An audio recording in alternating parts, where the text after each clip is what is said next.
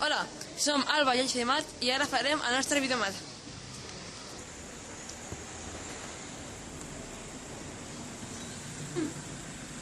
Bueno, ara us ensenyarem molts dels errors, com per exemple, fins i tot en una finca, que es presenten al presentar un pis o una casa a metres i metres quadrats.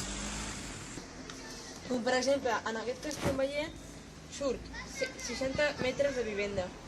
Això és incorrecte. Per què? Doncs perquè en veritat el que vol dir això és que són llargs. Que són 60 metres així i ja està. I no, en veritat han de ficar 60 metres quadrats perquè ocupa una superfície, no una longitud.